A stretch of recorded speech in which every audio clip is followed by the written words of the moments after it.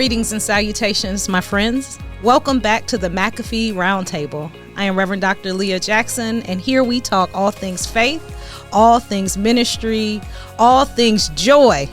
I'm excited to have with me today Reverend Megan Currie and Reverend Jeremiah Hamby. Welcome to the table, friends. Thank you.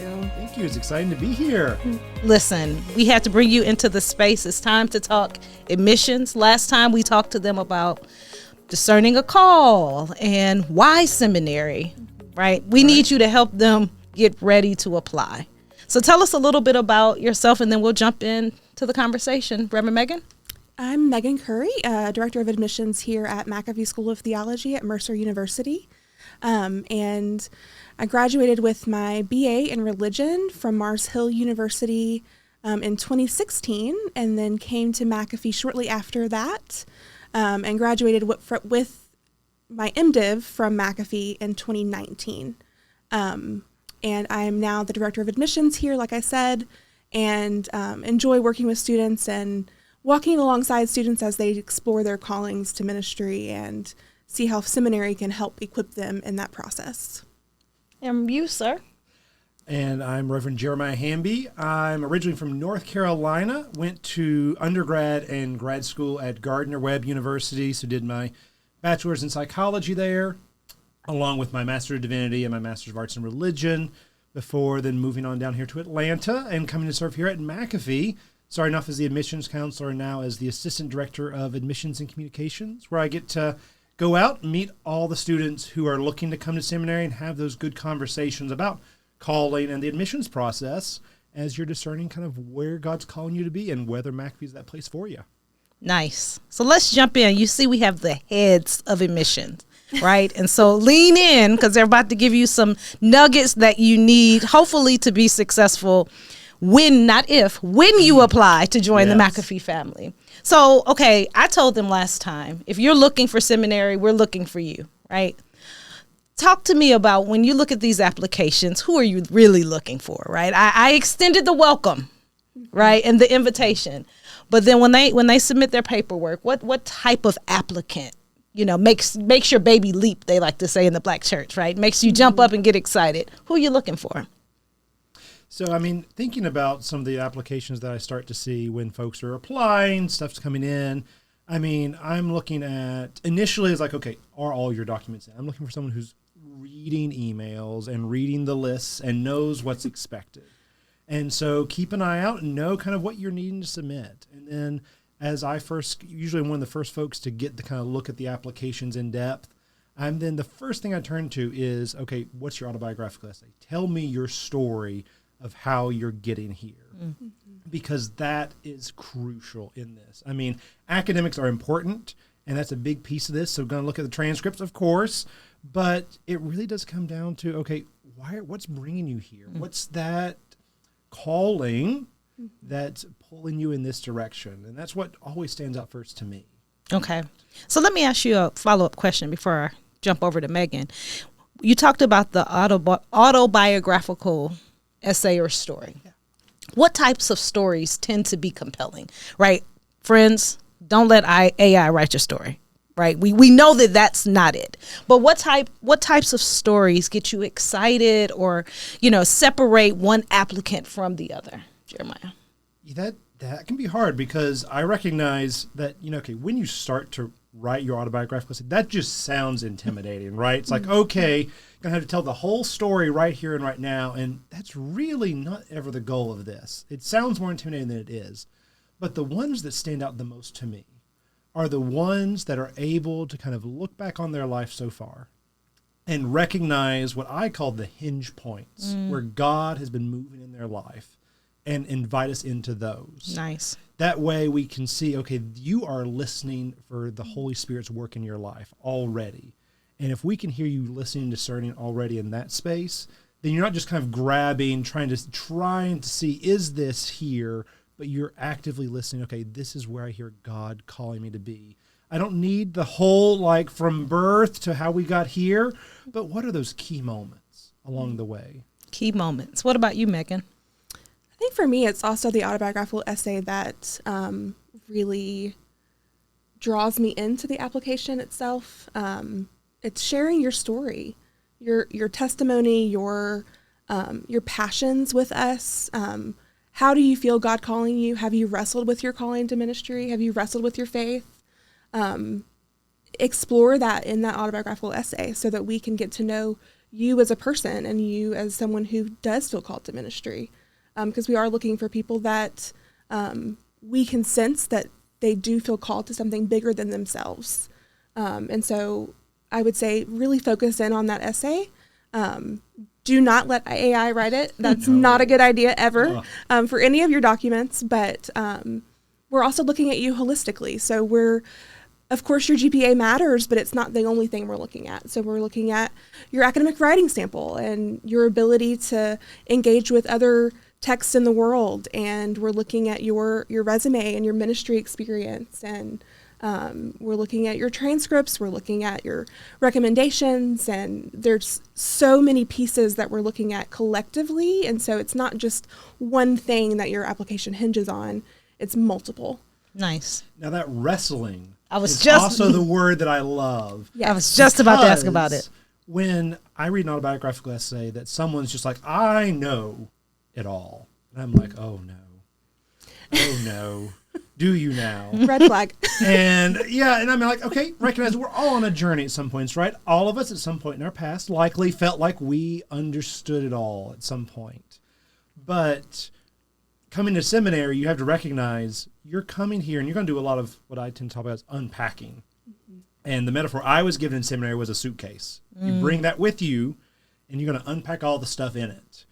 And when I see someone who's already kind of in their own life, beginning to do that kind of recognizing something that doesn't quite fit. There's some questions that I have that I'm wanting to bring. I get really excited then because I'm like, okay, you are already prepping for this.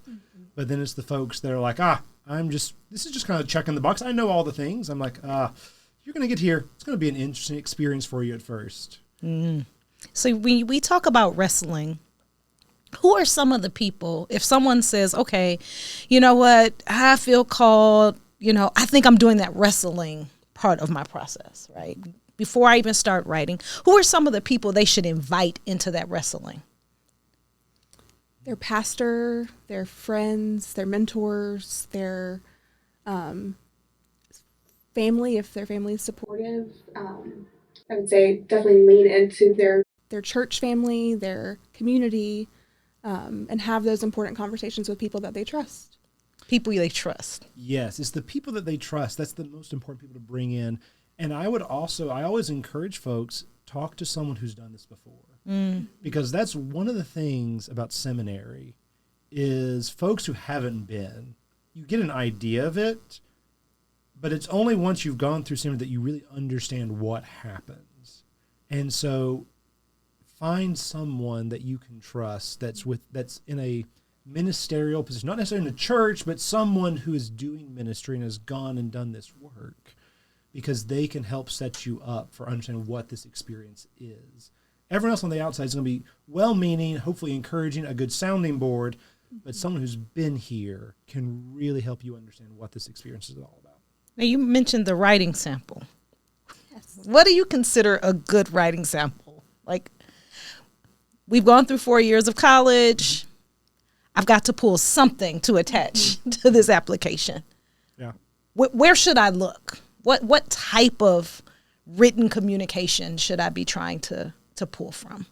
So with the writing sample, because this is always when people are like the most uncomfortable with, is almost always the academic writing sample, because it sounds so lofty.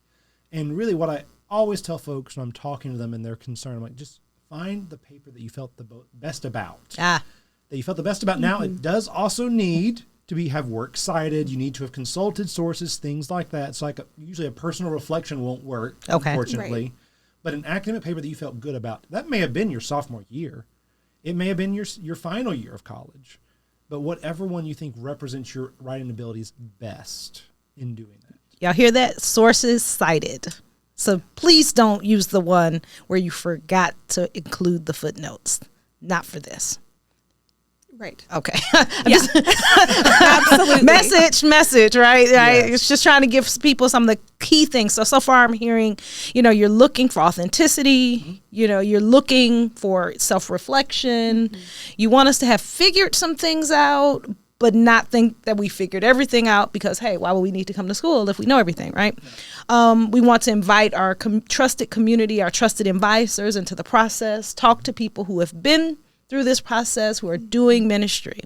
So with that, who should we ask to write our letters of recommendation? That's always a good one. You're definitely going to need a pastor or church leader if you're applying to the MDiv or the MACM programs. If you're applying to the Master of Theological Studies, the MTS program, professors would be your best option, professors and supervisors. But the MDiv program, we definitely need that one pastor or church leader, and then the other two can be professors or supervisors, or a mixture of both. All right, Reverend Megan, I've got to ask a hard question. Now, some of us come from contexts that are not necessarily supportive of our call or supportive of the pursuit of theological education. Right. So what if my pastor is one of those individuals?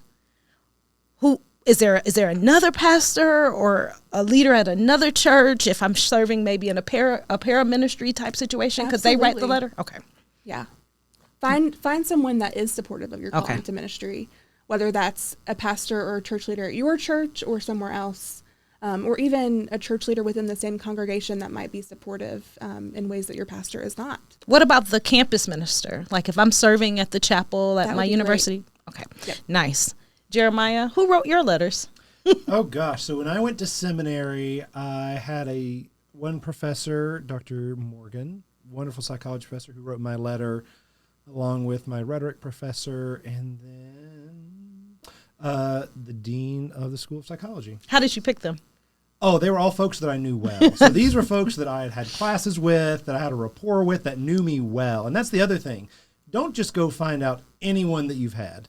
Find folks who are going to say things about you that are meaningful, not just check the box. Because that's the other thing. The number of forms that we get where someone's just filled out the basic stuff, couple words, and like, okay, well, this is just kind of basic, whatever, move on. But then folks where you can tell someone has cared a lot and is like writing a paragraph or two about what you've accomplished. I'm like, okay, there's something here in this person. Okay, so let's talk. Before we move on to a few other things and before we wrap this up, let's talk about where people have messed up. What are some things that you wish applicants did before they press send? Double check that you are writing to the appropriate school and that the school's name is correct in your essays, so that when we're reading it, we see McAfee School of Theology and not a different school, just because it's ideal if you double check that, because we want to know that you're applying to us and not to a different school. And you're giving yourself away if you're not double checking that and proofreading that. Thanks for letting us know who we're competing with. Right. Definitely double check what you're submitting, proofread. What about you, Jeremiah? What do you wish people would do before they press send? I really wish that they would double check the requirements. The number of papers that we get that have been poorly proofread, or that don't have citations, or don't meet the word count. Things like that, where then someone has to send an email back and say, hey, this doesn't meet the word count. And then it takes even longer for your application to get processed. And so we just want to avoid all of that kind of stuff, to where just make sure you're familiar with what the expectations are, because even though you haven't fully submitted your application yet, you're in the process. This is all part of your consideration. And so if you're having to constantly be said, hey, you need to do this instead, you didn't meet this expectation, that doesn't bode well. So let's talk a little bit about us. How did you decide to come and serve at McAfee, right? We could be working a lot of places. We're in Atlanta, it's a lot of seminaries, but why McAfee? Like, what makes this community a place that you like to work, or at least apply to work? Yeah, so for me, where it started was I was up in North Carolina. I was working for Garden Web. I was on staff at a church up there, And my wife was about a year behind me in seminary. And we blame her mentor up there, Dr. Steve Harmon, for all of this that happened. So me being here is really his fault. Just put this out there, good or bad. And she gets a job, essentially, that he recommends her for here in Atlanta at the American Baptist Historical Society on the campus here that we host.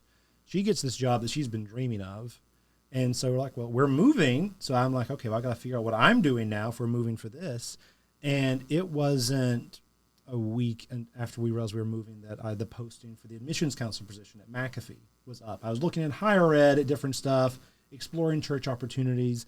I was like, I really would enjoy still being in education. Working in a seminary would be amazing. So let's see if we can do that. And I was like, well, this is perfect. Let's try this.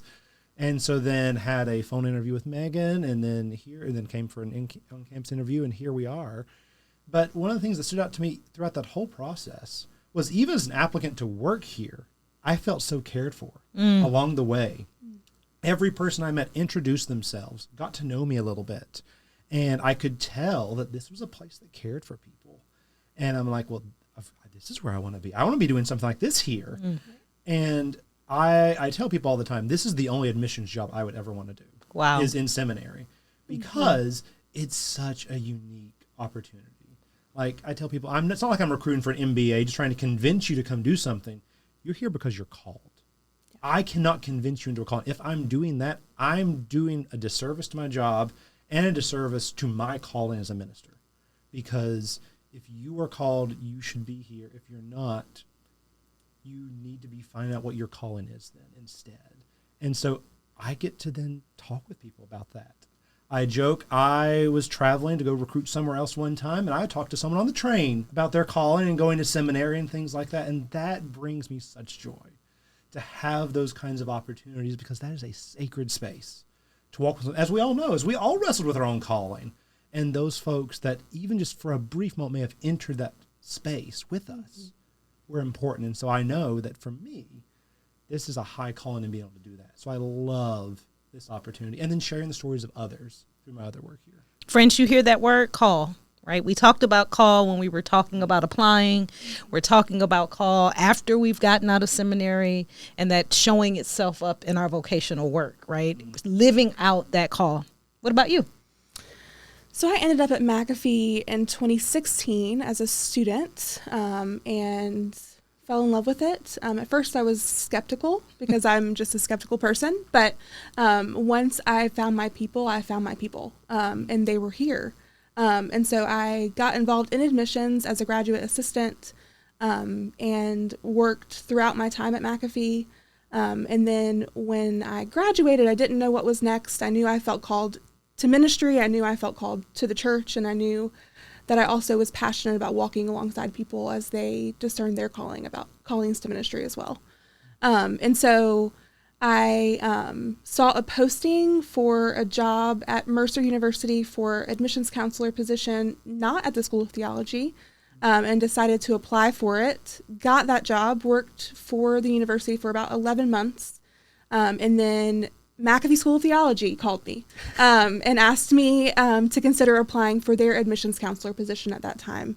And so I did that, and then shortly after that was promoted to associate director, and then worked my way up to director. And so now here I am, but my greatest joy is getting to sit down with students and have really important conversations that are sacred and holy, because they're entrusting you with their story, and they're entrusting you with their fears and their worries and their concerns and their joys and their excitement and their nervousness and all that comes with starting seminary. And so when I have a student come and sit down in my office, that is the most important part of my day. And I think that's what McAfee is all about, is that there's an accessible faculty and staff that want to sit down with you and want to hear your story and want to get to know you. And that's what made me fall in love with this place to begin with. Listen to that, friends. What I heard from both of you is that your work in the institution is an extension of your ministry, right? People often think that the only places we can do ministry is within the four walls of the church. Those who have a little bit more of an expansive view may see that we can do some work in nonprofit or on the street corners or those types of things. But here at McAfee, our ministry of administration and pastoral care and loving on people and helping people to discern their call and their next and their vocation is an extension of our faithfulness to the call that God has given us. Similar to Megan, I found myself here as a student, and I was working full-time in the vocation, my other vocation, which is the practice of law. And so I was coming here at that time as a nighttime student. Right. And rolling in and rolling out. I have a similar rolling bag today, guys. Right. So I roll in and roll out.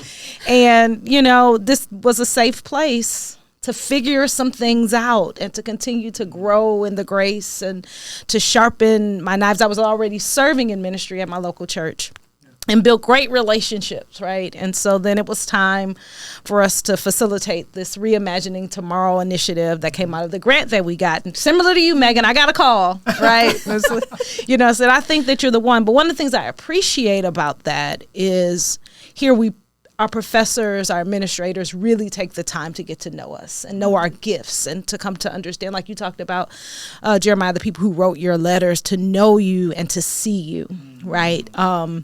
And even seasoning out, they're still trying to help us thrive, right? And so if you're looking for a place like that, you've heard it from us. This is the place for you. We invite you to apply. Submit a complete application. Take the time to pour yourself into those documents, to invite people who know you and love you to be a part of that process and to write letters of recommendations. Jeremiah will meet you on the train and, help you wrestle with that call. Megan, you got to come to her office. Me, I'll send you an email, but we will respond. We welcome you. So come back and join us here again at the McAfee Roundtable, where we'll talk some more theology, talk some more church stuff, talk some more faith, all the things that you need to walk in your calling, your vocation. God bless you until next time. Be well.